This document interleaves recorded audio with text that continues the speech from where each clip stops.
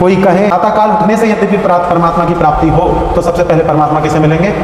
एक मुर्गे को। पहचान किससे? हमारे माता पिता से। इसी प्रकार से हमारे सनातन धर्म की और हमारी पहचान किससे? हमारे परमात्मा से। जो सनातन धर्म है वो केवल यही नहीं दर्शाता कि आप पूजा या इन सब कर्म कांडों को ही करें। तो देखिए सनातन धर्म क्या है, अपने युवाओं को कैसे कैसे माने, कैसे जुड़े। नमस्कार, आज हम आए हैं महाजन मोहल्ले में स्थित शिव मंदिर पर। यहाँ पर हमारी भेंट हुई माननीय पंडित श्री केशव शंखधार जी से और माननीय पंडित श्री योगेश वशिष्ठ जी से। तो मैं आपसे एक सवाल करना चाहूंगा पंडित जी कि आज का जो युवा है वो एक आधुनिक समय में एक मॉडर्न कल्चर, वेस्टर्न कल्चर की तरफ बढ़ रहा है, तो ऐसे समय में हम कैसे अपने इस आधुनिक जो हमारी पद्धतियां हैं उसके साथ साथ अपना जो हमारा इतिहास रहा है, जो हमारा भारतीय मूल संस्कृति है, सनातन है, उसको कैसे हम अपने साथ रख सकते हैं। और मैं ये भी जानना चाहूंगा कि आप, क्योंकि आप भी एक युवा हैं, तो किस प्रकार से आप इस चीज को मेंटेन करते हैं? देखिए हम आपको बताएं, सबसे पहले तो आपका प्रश्न बहुत सुंदर है कि आपने सनातन धर्म के विषय में जानने का प्रयास किया। आजकल का युवा तो जानने का प्रयास भी नहीं करता। हम अपनी बताएं, हमारी तो एक छोटी सी कह लीजिए एक जिंदगी रही कि हमारे एक बाबा जी थे, हमारे जो दादाजी रहे, वो इस चीजों से जुड़े हुए थे, कहीं ना कहीं उनका जुड़ाव था। पर हमारे पूरे परिवार में आज तक कोई भी कर्मकांड के विषय में या सनातन के विषय में कोई भी जुड़ाव नहीं रहा। हमारा जन्म हुआ और जन्म के बाद धीरे धीरे समय बीता तो हमने कहीं ना कहीं अपने सनातन धर्म से जुड़े व्यक्तियों को जब देखा, जब व्यक्ति तिलक लगाता है और ये धोती कुर्ता पहनता है, तो हमें इस चीज से बहुत रुचि हुई। हम अपना खुद का बता रहे हैं, हमें इस चीज से बहुत रुचि हुई कि आगे चल के हम भी इस चीज से जुड़ने का प्रयास करेंगे। तो हमारे परम पूज्य दादाजी की कृपा हमारे ऊपर रही कि उन्होंने प्रयास किया, हमारे पिताजी से बात की और बात करने के बाद हमें संस्कृत विद्यालय में दाखिला मिला। ही एक छोटा सा विद्यालय था, हमारी प्रारंभ जो हुआ हमारी जन्मभूमि चंदोसी से हमारा प्रारंभ हुआ। ही अशोक नगर देवरखेड़ा में श्री हरिहर वेद वेदांग विद्यालय है, वहीं से ही हमारी शिक्षा का जो प्रारंभ वो हुआ। वह हमारे परम पूज्य गुरुदेव ने हमें सनातन धर्म के विषय में ज्ञान देते हुए और चीजों के विषय में ज्ञान देते हुए आगे बढ़ाया। फिर यहाँ से बढ़ने के बाद हम श्रीधाम वृंदावन में, आज के समय में हमारी जो पूर्ण शिक्षा रही है वो श्रीधाम वृंदावन से रही है। मुख्य जो हमारा रहता है वो ज्योतिष आदि का विशेष पढ़ाई में रहता है। और आपको बताऊं, देखिए सनातन धर्म क्या है। आपने पूछा कि सनातन धर्म से युवाओं को कैसे, युवा ऐसे कैसे माने, कैसे जुड़े इस चीज से कि किस किस को ये सनातन धर्म मानना चाहिए। सनातन धर्म क्या है पहले तो ये जान लीजिए। सनातन धर्म का जो अर्थ है वो शाश्वत है। शाश्वत यानी कि जो आज है, जो पहले भी था और जो आने वाले समय में पूर्व में रहेगा, जो सदैव रहे, जो एक जगह स्थिर रहे, वह सनातन धर्म है। तो मेरा मानना यह है कि सनातन धर्म का केवल युवाओं को यही जरूरी नहीं जो हम कर रहे हैं कि तिलक लगाना, धोती कुर्ता पहनना, पूजा पाठ करना, केवल यही सनातन है। हम जुड़े हुए हैं, हम ये कर्मकांड कर रहे हैं, किसी व्यक्ति के घर जा रहे हैं, धोती कुर्ता पहने, तिलक लगाने, केवल यही सनातन धर्म नहीं है। सनातन धर्म हमारे हृदय की बात है, हमारे आंतरिक शुद्धि की, हमारे मानसिकता की बात है कि सनातन धर्म को हम किस प्रकार अपनाते हैं। उसके लिए हमें क्या करना आवश्यक है कि सबसे पूर्व तो देखिए कि हमें हमारे सनातन धर्म में 3 चीजें बताई गई हैं, कर्तव्य, धर्म और कर्म। ये 3 चीजें बताई गई हैं। जब तक हमारी युवा पीढ़ी, जो हमारी सनातन धर्म की युवा पीढ़ी इन 3 चीजों को अपनाएगी नहीं, तब तक वो सनातन को नहीं अपना सकती। कर्म क्या है पहले तो ये जान लीजिए कि कर्म क्या है। मैंने काफी व्यक्तियों के मुख से सुना है कि किसी की कन्या का विवाह होता है, आदि होता है, तो वह व्यक्ति के मुख से निकलता है कि हमने अपनी कन्या का विवाह किया तो हम गंगा स्नान आदि का, उसके फल की प्राप्ति उसे हो गई। तो मेरा मानना यह रहता है कि जब तक आप गंगा घाट पर नहीं जाओगे, है ना, तब तक आपको गंगा स्नान का फल की प्राप्ति नहीं होगी।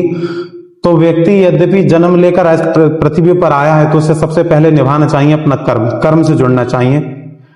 काफी व्यक्तियों ने मुझसे पूछा कि मान लीजिए हम जब हमारा जन्म हुआ, जन्म के बाद और चीजें आगे बढ़ी, तो एक पशु का भी जन्म हुआ, एक हमारा भी जन्म हुआ। ये सब परमात्मा की एक सृष्टि है, परमात्मा की रचाई हुई सृष्टि है। तो परमात्मा ने ही उस पशु को जन्मा है, परमात्मा ने ही हमें जन्मा है। बस उसमें भेद क्या है और हमें भेद क्या है जो हमें उनसे अलग बनाती हैं, जो सनातन धर्म को अपनाने के लिए हमें अलग बनाती है। वो क्या है कि कर्म वो व्यक्ति भी निभा रहा है, एक पशु भी कर्म निभा रहा है। क्या? हमने जन्म लिया, जन्म उसका भी हुआ, जन्म हमारा भी हुआ। पर जन्म लेने के बाद यद्यपि हमारे मन से परमात्मा का चिंतन जो है वो निकल गया। हम जन्म तो हमने ले लिया, पर अनर्गल बातों में हम पड़े हुए हैं, सामाजिक बातों में पड़े हुए हैं कि केवल फोन में और चीजों में हमारा ध्यान है, पर परमात्मा की तरफ हमारा ध्यान नहीं है। फिर उसके बाद आता है हमारा कर्तव्य।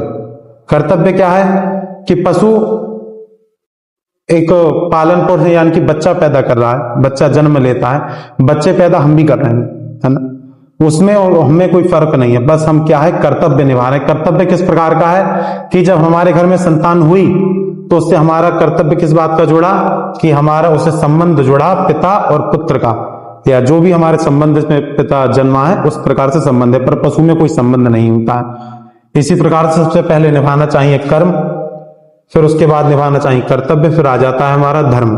धर्म क्या है?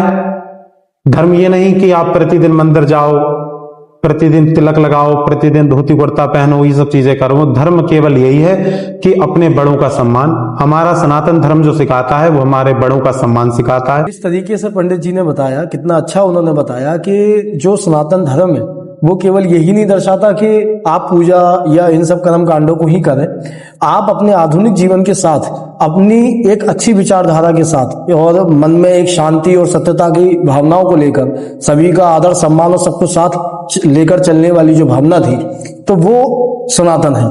सनातन केवल एक धर्म ही नहीं है, सनातन एक जीवन जीने की पद्धति है। अच्छा पंडित जी, आज के समय में जो आधुनिक युग है, मैं खुद एक कॉर्पोरेट सेक्टर में जॉब करने वाला व्यक्ति हूँ। हमारा जो जीवन शैली है वो इतनी स्ट्रेसफुल है, क्योंकि जैसे कि मान के चलिए 9 से 9 की ड्यूटी ही चलती है, अगर 1-8 घंटे आगे पीछे हो जाए उससे फर्क नहीं पड़ता। तो उसमें आज के समय में हालांकि बहुत बहुत बड़े ऐसे लोग हैं जो, और महान व्यक्ति हैं जो सनातन धर्म के हित में अपने अपने कर्म कर रहे हैं और बहुत तेजी से आगे बढ़ रहे हैं और प्रचार प्रसार कर रहे हैं, लेकिन हमारे जो कार्य के जो तरीके हैं, जो हमारे जीवन शैली है, उसमें बिल्कुल भी ऐसा समय नहीं मिल पाता कि हम अपने धर्म या अपने संस्कृति के विषय में किसी प्रकार से कुछ योगदान दे सकें, प्रचार प्रसार कर सकें। तो हम ऐसा क्या कर सकते हैं कि हम अपने जो आज का हमारा कर्म है, क्योंकि वो भी जरूरी है, क्योंकि परिवार की भी जिम्मेदारियां होती हैं, वो भी करते रहें, और साथ हम अपने जो हमारी मूल संस्कृति है उससे भी अपने जुड़े रहें और उसमें कुछ योगदान दे सकें, जिससे कि हम भी थोड़ा सा अध्यात्म की तरफ बढ़े, परमात्मा की प्राप्ति हो। देखिए, सबसे मुख्य प्रश्न तो आप ये जान लीजिए कि आपने कहा कि परमात्मा की प्राप्ति हम कैसे करें और सनातन धर्म से कैसे जुड़े रहें, अपनी कार्यशैली से जुड़े होने के बावजूद भी। जी, मानिए आपका जो कार्यशैली है, हमारा कार्य क्षेत्र यही है कि हम प्रतिदिन यही पूजा पाठ आदि में लगे रहते हैं, पर आपका कार्य क्षेत्र यही है। ये हमने काफी लोगों ने हमसे पूछा है कि पंडित जी हम और भी कार्य क्षेत्रों में रहते हैं, फिर भी हमें सुख शांति की प्राप्त नहीं हो पा रही है, या हमारे घर में अशांति क्यों फैली हुई है, या किस प्रकार से कष्ट बन रहे हैं। तो मेरा उनसे कहना यही रहता है, देखिए सबसे पहले तो जान लीजिए, यद्यपि किस चीज से भगवान की प्राप्ति होती है, पहले मुख्य आपका प्रश्न है कि भगवान की प्राप्ति कैसी हो, कि माता पिता की प्राप्ति होगी। यद्यपि हमारा जन्म होगा तभी तो हमारे माता पिता होंगे जी, और हमारा जन्म, हमारे माता पिता होंगे तभी तो हमारा कुल चलेगा। हमारी पहचान किससे है? हमारे माता पिता से। इसी प्रकार से हमारे सनातन धर्म की और हमारी पहचान किससे? हमारे परमात्मा से। तो सबसे पहले जो मुख्य रास्ता है वो हमारे परमात्मा को अपनाना है। तो हम परमात्मा को कैसे अपनाएं? कोई व्यक्ति कहे, मैं ही कहूं कि मैं प्रतिदिन आपसे कह दूं कि आप बैठिए कि 10 घंटे आप जप कीजिए, महामृत्युंजय का जाप कीजिए, भगवान शिव के नाम का जाप कीजिए, तो आप कैसे करोगे? जी भाई, आपको अपना परिवार का पालन पोषण भी तो करना है। जी बिल्कुल, जीविका बहुत जरूरी है जीवन में। ये हमारी जीविका है या आपकी जीविका है? सबको अपनी जीविका के भरोसे है। आपने गधा देखा होगा, है ना? गधा प्रतिदिन मेहनत करता है। कोई कहे कि जप करने से, 10 घंटे बैठने से परमात्मा की प्राप्ति हो जाए, तो सबसे पहले इस जगत में परमात्मा की प्राप्ति किसे होगी? परिश्रम करने से। एक गधे को हो, है ना? क्योंकि गधे से ज्यादा परिश्रम तो ना आप कर रहे हैं, हम कर रहे हैं। बोझ ढोता है, आपका बोझ ढो रहा है, हमारा बोझ ढो रहा है, तब भी वो मार खाता है, इतना परिश्रम करता है, तब भी परमात्मा की प्राप्ति क्या उसे हुई? नहीं हुई। कोई कहे कि जिस प्रकार से पंडित जी हम आपसे कह दें कि रोज सुबह 4 बजे उठना है आपको, है ना, तब आपको परमात्मा की प्राप्ति होगी, कि सुबह सूर्योदय से पहले आप उठ जाइए, कैसे उठ जाएंगे? प्रतिदिन तो आपने परिश्रम किया, रात्रि में काफी चीजों का, भाई पूरा दिन काम का बोझदार आदि रहा, परिवार में जाकर परिवार को संभालना है, व्यक्ति कैसे चैन की नींद लेगा? अब वो सुबह 4 बजे कैसे उठ सकता है? प्रातः काल कैसे उठ सकता है? नामुमकिन। और प्रातः काल उठने से यद्यपि परमात्मा की प्राप्ति हो, तो सबसे पहले परमात्मा किसे मिलेंगे? एक मुर्गे को मिलेंगे, नहीं मिलेंगे? सबसे पहले कौन उठता है? आज भी गांव में कहते हैं कि मुर्गा बोलता है तब व्यक्ति उठता है जी। तो सबसे पहले परमात्मा की प्राप्ति किसे होनी चाहिए? उस मुर्गे को। आपसे कह दूं कि परमात्मा ध्यान से मिलता है, कि प्रातःकाल उठ जाइए और रोज सुबह उठकर 2 घंटे भगवान का, परमात्मा का चिंतन कीजिए। एकदम आंखें बंद करके एक आसन में बैठ जाइए तो उससे परमात्मा की प्राप्ति हो जाए, तो उससे परमात्मा की प्राप्ति नहीं होगी। और यद्यपि ध्यान से परमात्मा की प्राप्ति हो जाए ध्यान से, तो सबसे पहले इस जगत में परमात्मा की प्राप्ति किसे होगी? एक बगुले को। बगुला ही एक जगत में ऐसा है कि जो अपने शिकार को, अपने यानी कि मछली को पकड़ने के लिए एक पांव पर खड़े होकर समुद्र के बीच में या जब बहते जल के बीच में कितनी भी तेज धारा चल रही हो, उसमें ध्यान लगाकर एक मछली को पकड़ लेता है। तो यद्यपि ध्यान से परमात्मा की प्राप्ति हो, तो सबसे पहले परमात्मा की प्राप्ति होगी उस बगुले को। कि कोई व्यक्ति कहे कि मैं पंडित जी 10 साल से जप कर रहा हूं, मुझे आज तक कोई जप से कोई उन्नति या किसी प्रकार का कोई फायदा नहीं हुआ, तो उस व्यक्ति को विचार बनाना चाहिए कि उस व्यक्ति ने लाखों जगत में जप किया, जगत में भंडारे कराए, पर उस व्यक्ति के घर में जाकर देखो क्या उसके माता पिता सुखी हैं? क्या उसके जो बड़े बूढ़े हैं वो भरपेट भोजन कर रहे हैं? जी। यद्यपि उसके माता पिता और बड़े बूढ़े सुखी हैं, तो समझ जाइए उस व्यक्ति ने परमात्मा की प्राप्ति कर ली ना। तो मेरा मानना यही है कि ना पूजा करो, ना कुछ करो, ना आप तिलक लगाओ, ना प्रातःकाल उठो, आप केवल अपने परिवार का पालन पोषण यद्यपि नियम से और धर्म से कर रहे हो, आप अपने माता पिता का सम्मान कर रहे हो, प्रातःकाल उठकर जब भी आप घर से जा रहे हो अपने माता पिता के चरण स्पर्श करके जा रहे हो, तो यही सनातन धर्म से जुड़े रहने की सबसे बड़ी आपकी शक्ति है। आपको कोई पूजा पाठ करने की आवश्यकता नहीं है। यदि आप चाहो कि मुझे परमात्मा की प्राप्ति कैसे होगी, तो सबसे पहले अपने घर के जो माता पिता हैं उनकी प्राप्ति आप कर लीजिए, उनके हृदय की प्राप्ति आप कर लीजिए, तो आपको परमात्मा की प्राप्ति जो स्वयं हो जाएगी। जी, बहुत ही सरल शब्दों में आपने हमें समझाया कि आज के इस आधुनिक युग में किस प्रकार से हम सनातन धर्म से भी जुड़े रहें और अपने जो मूल कर्तव्य है, जो जीवन शैली के लिए बहुत जरूरी है, वो भी हम अपने करते रहें। लेकिन जैसे कि मैं एक छोटा सा क्वेश्चन और करूंगा कि हमारा जो आज का वर्क कल्चर है वो इतना स्ट्रेसफुल है, क्योंकि उसमें टारगेट्स वगैरह रहते हैं, बहुत सारे हैं युवा, चाहे वो आईटी सेक्टर हो, वहां पे अपने प्रोजेक्ट्स के ऊपर वो काम करते हैं, या बैंकिंग सेक्टर हो, वहां पर वो लोग अपने टारगेट्स कंप्लीट करते हैं, प्लस कस्टमर सर्विसेज है इस तरीके की। तो वो इतना स्ट्रेसफुल हो जाता है उनका कि वो शाम तक जब उनका छुट्टी का समय होता है तब तक वो अपने इस तरीके का उनका मतलब तनावग्रस्त हो जाता है कि वो अपने घर आकर एक चिड़चिड़ापन महसूस करते हैं, माँ बाप से सही तरीके से बात नहीं करते, या मतलब करते भी हैं तो एक वो बात नहीं रहती, क्योंकि वो खुद ही अपने आप से ही जूझ रहे हैं। हकीकत बात तो ये, और ये एक ऐसी ह्यूमन नेचर है, कोई भी सही में से या कोई भी सही, जब वो पूरे दिन एक बैल की तरह जोता जाएगा उसको, तो मैं मानता हूं कि रात को सोते समय बहुत सारी पूरे दिन की चीजें उसके सामने घूमेंगी। तो ऐसे में उसे क्या चीज अपनानी चाहिए? कहीं ना कहीं, हालांकि कहीं ना कहीं ये जो आधुनिक कल्चर है, वर्क कल्चर है, वो भी गलत है। उसमें सिस्टम को एक ये चीज होनी चाहिए कि साहब एक स्पेसिफिक टाइम सेलेक्ट करना चाहिए, चाहे वो प्राइवेट सेक्टर हो या कोई भी सेक्टर हो। लेकिन अब कुछ चीजों को 1 या 2 लोगों के माध्यम से तो बदला जा नहीं सकता, बहुत सारी युवा पीढ़ी इस चीज से जूझ रही है। तो उसमें वो शाम को ऐसा क्या करें, या क्या ऐसी पद्धति अपनाएं कि जिससे कि उनके मन को, उनके दिमाग को थोड़ी सी शांति मिल सके और वो सुकून से सो सके, और अगले दिन जब वो अपने उसी जंग पे लड़ने जाए तो वो एक नई ऊर्जा के साथ जाए। देखिए, ये आपका बहुत अच्छा प्रश्न है। तो इसके लिए मैं आपने एक प्रश्न पूछा कि व्यक्ति किस प्रकार इतना थका हारने के बाद किस प्रकार से इस चीज से जुड़े, जो उसकी जो थकान है आदि है, यानी कि जो परेशानी आदि है वो दूर रहे। तो सबसे सरल उपाय है कि प्रातःकाल जब व्यक्ति उठे तो उठने के बाद एक लोटे में गंगा जल लेकर, शुद्ध गंगा जल लेकर पीतल के लोटे में लेना है, ठीक है। उसमें अक्षत और लाल पुष्प डालकर भगवान सूर्य को 3 बार अर्घ्य देना है, ठीक है। अर्घ्य ऐसी जगह देना है कि जिस समय आप जल छोड़ो तो भूमि का जो जल है वो आपके पैरों पर ना आए और वो जल किसी के पैरों में ना जाए, ऐसी जगह जल छोड़ना है। इसमें ज्यादा ज्यादा कितना समय आपका लग जाएगा? ज्यादा ज्यादा 1 मिनट। पूरे 24 घंटे में आपने परमात्मा को कितने दिए? 1 मिनट दिया, है ना। और छोड़ते समय जल को बोलना है ओम गृहणी सूर्याय नमः, यानी कि सूर्य को मेरा प्रणाम, है ना। क्यों ये करना चाहिए भी जान लीजिए कि भगवान सूर्य जो है इस जगत के साक्षात देवता है ना। साक्षात देवता के दर्शन करने मात्र से हमारी जो थकान, टेंशन और स्ट्रेस है वो सारी दूर हो जाता है। कि मैंने आज किए नहीं कि आपने प्रथम दिन किया तो प्रथम दिन ही ऊर्जा आ जाए, ऐसा तो दवाई भी कोई ऐसी नहीं बनी है, औषधि कोई ऐसी नहीं बनी कि एकदम खाते ही आपका दुख दूर कर दे। ऐसे ही यह है कि आपको ये नियम कुछ दिन अपने जीवनचर्या में अपनाए रखना है, तब आप अपने जीवन में एक परिवर्तन देखेंगे।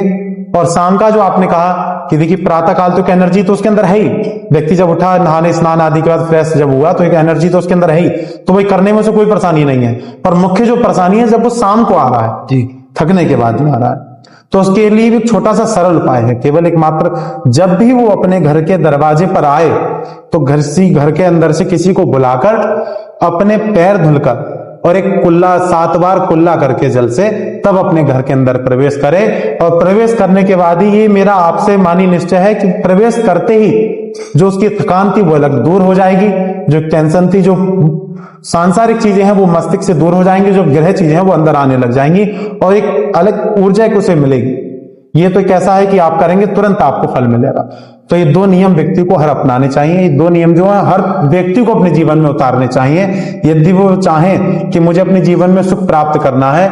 कोई व्यक्ति कहे कि मुझे पूरा दिन रात में चलता रहता हूं, तो इतना सृष्टि में किसी के पास इतना समय नहीं कि परमात्मा के लिए वो 2 मिनट ना निकाल पाए। 1 मिनट सुबह के उपाय में लगेगा, 1 मिनट शाम के उपाय में लगेगा।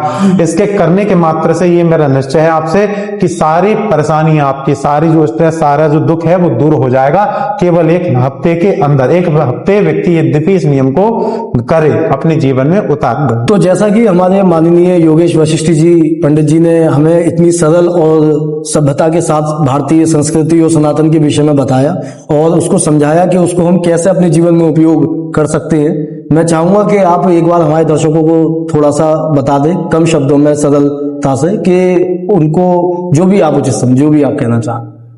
देखिए मेरा मानना यही है कि आपने जो प्रश्न किए उस सनातन धर्म से जुड़ने के लिए और युवा पीढ़ी को जुड़वाने के लिए किए, तो ये आपने बहुत अच्छे प्रश्न किए।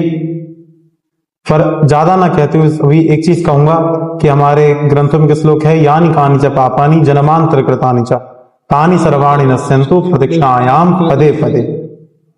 सभी के लिए उपाय है, सभी के लिए मानना चाहिए कि यानी कानी च पापानी, कि एक भक्त यानी कि एक मनुष्य परमात्मा से कह रहा है कि हे परमात्मा, मैं नहीं जानता कि आपकी अर्चना, आपकी वंदना और आपकी आराधना कैसे होती है।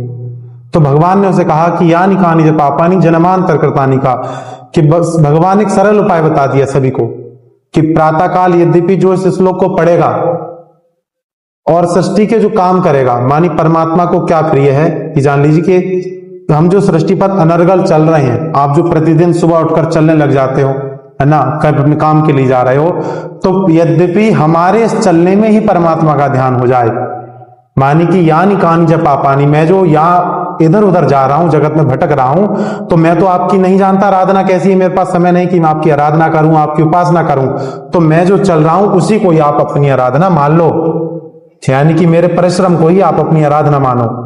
अब दूसरे शब्दों में भक्त कहता है कि मैं नहीं जानता कि आपका श्लोक कैसे पढ़ा जाए, मैं नहीं बैठ सकता कि आपकी प्रतिदिन मैं आरती करूं, 2 घंटे आपके मंदिर में आऊं, तो मैं जो आपसे हम दोनों में चर्चा हो रही है, ये धर्म चर्चा हो रही है, यही परमात्मा का कीर्तन है। बहुत सुंदर। इसी के साथ मैं समापन करूंगा। जय श्री राम। जरूर।